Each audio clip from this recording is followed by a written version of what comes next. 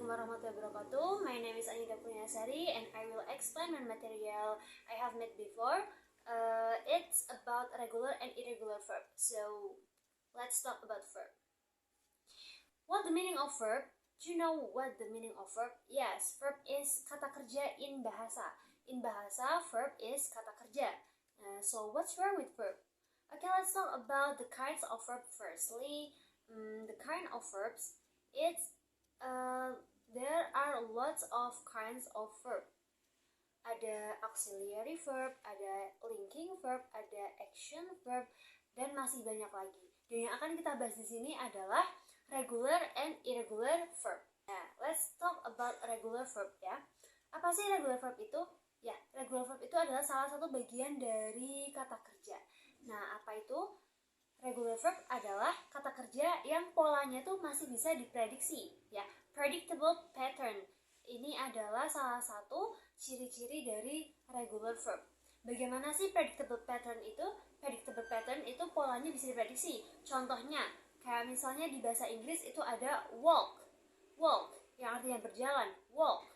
Itu ada 3 form ya. Seperti yang kita tahu ada 3 form verb.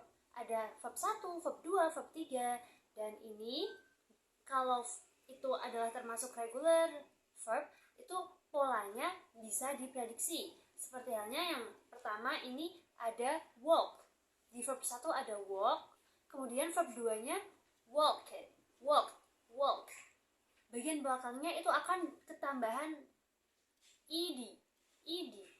Dan itu juga akan terjadi di verb yang ketiga. Jadi ada walk, walked, and walk.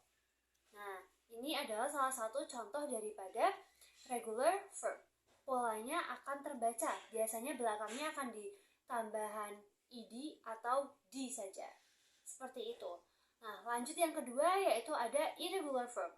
Apa sih irregular verb itu? Kalau regular verb itu tadi yang polanya dapat diprediksi, kemudian irregular verb adalah verb yang polanya tidak dapat diprediksi. Jadi, kalau yang belakangnya bukan D atau ED, itu bisa disebut dengan irregular verb. Contohnya apa? Contohnya swim. Swim, berenang.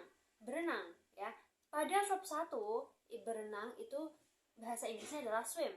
Kemudian, jika dia berubah bentuk menjadi verb 2, dia bukan menjadi swimmed atau swim yang belakangnya dikasih ed, tapi akan berubah menjadi swam pakai a. Yang tadinya swim jadi swam. And then in the verb 3-nya ya, kalau dia berubah jadi verb 3-nya, dia bakal jadi swam pakai u, swam. Jadi bukan termasuk regular verb karena patternnya ini tidak dapat diprediksi atau berbeda-beda. Ada swim, swam, swam ya. Swim, swam, swam.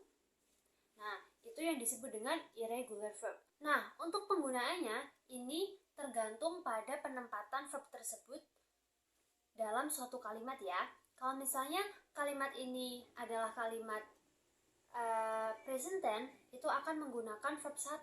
Kalau misalnya kalimat ini akan menjadi past tense, maka verb yang digunakan adalah verb 2. Dan kalau misalnya kalimatnya berbentuk past participle, itu akan menggunakan verb yang bentuk ketiga. Baik, mungkin itu saja yang bisa saya sampaikan tentang regular dan irregular verb. Okay, thank you very much for watching and see you. Assalamualaikum warahmatullahi wabarakatuh.